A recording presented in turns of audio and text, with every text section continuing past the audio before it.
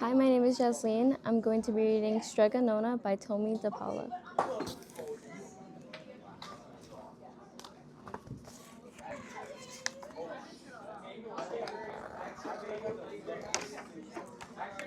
In a town in Calabria, a long time ago, there lived an old lady everyone called Strega Nona, which meant Grandma Witch. Although all the people in town talked about her in whispers, they all went to see her if they had troubles. Even the priest and the sisters of the convent went, because Strega Nona did have a magical touch. She could cure a headache with oil and water and a hairpin. She made special potions for the girls who wanted husbands, and she was very good at getting rid of warts. But Strega Nona was getting old, and she needed someone to help her keep her little house and garden, so she put up a sign in the town square.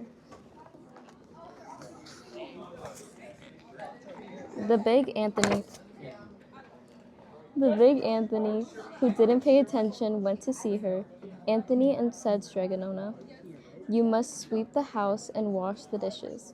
You must weed the garden and pick the vegetables. You must feed the goat and milk her. And you must fetch the water. For this, I will give you 3 coins and a place to sleep and food to eat." "Oh, grazie," said Big Anthony. "One thing you must never do," said Strega Nona, "is touch the pasta pot. It is very valuable, and I don't let anyone touch it." "Oh, see, yes," said Big Anthony. And so the days went by. Big Anthony did his work, and Strega Nona met with the people who came to see her for headaches and husbands and warts. Big Anthony had a nice bed to sleep in next to the goat shed. He had food to eat. One evening, when Big Anthony was milking the goat, he heard Strega Nona singing, peeking in the window. He saw Strega Nona standing over the pasta pot. She sang, "Bubble, bubble, pasta pot, boil me some pasta. Nice and hot, I'm hungry and it's time to sup. Boil enough pasta to fill me up."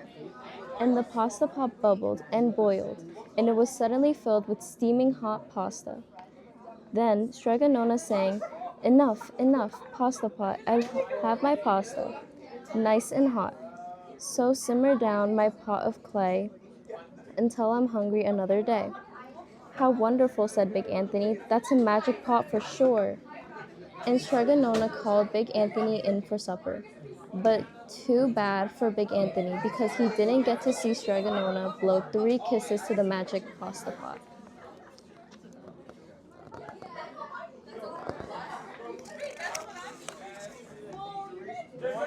And this is what happened. The next day, when Big Anthony went to the town square to fetch the water, he told everyone about the pasta pot, and naturally everyone laughed at him, because it sounded so silly. A pot that cooked all by itself.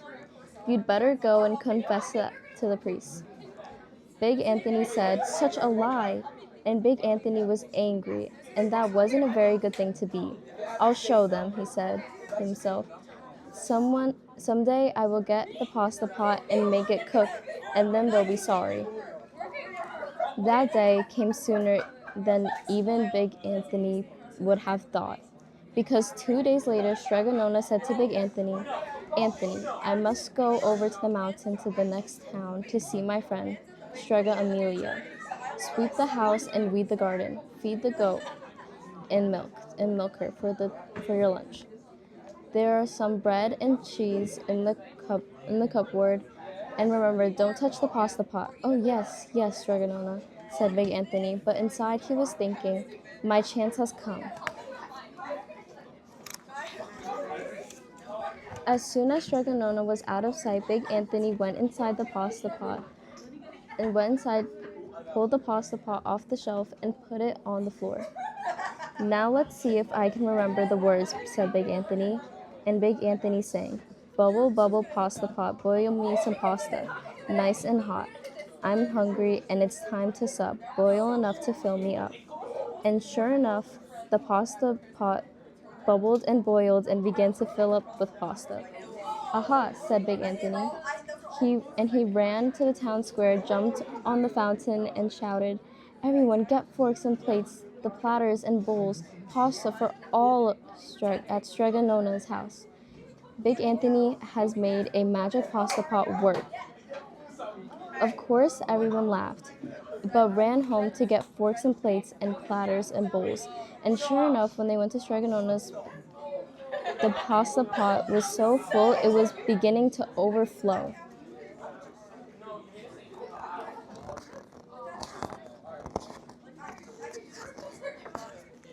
Big Anthony was a hero.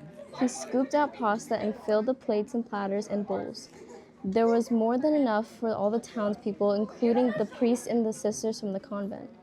And some people came back for 2 and 3 helpings, but the pot was never empty.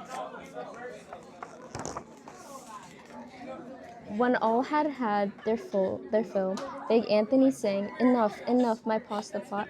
I have my pasta nice and hot, so simmer down my pot of clay until I'm hungry another day."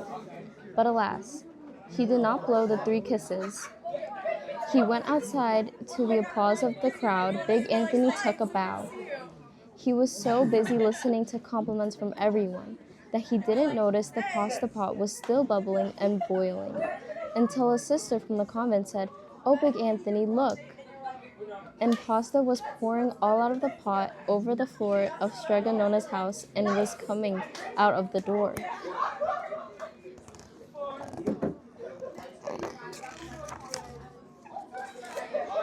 "Stop," yelled Big Anthony, but the pasta did not stop, and if someone hadn't grabbed the poor Big Anthony, the pasta would have covered him up.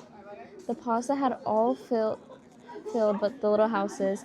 Out of the windows and through the doors came the pasta, and the pot kept right on bubbling. The townspeople began to worry. "Do something, Big Anthony," they shouted. Big Anthony sang the magic song again, but without the 3 kisses, it did no good. By the time the pasta was on its way down the road, all the people were running to keep ahead of it.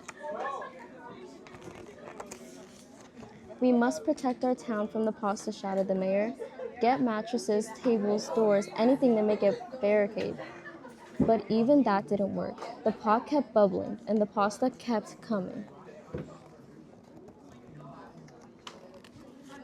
"We are lost," said the people, and the priests and the sisters of the convent began praying.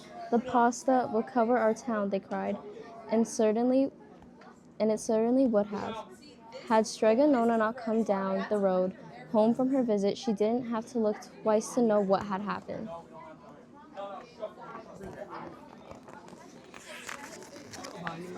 She sang the magic song and blew 3 kisses, and with a sputter, the pot stopped boiling and the pasta came to a halt.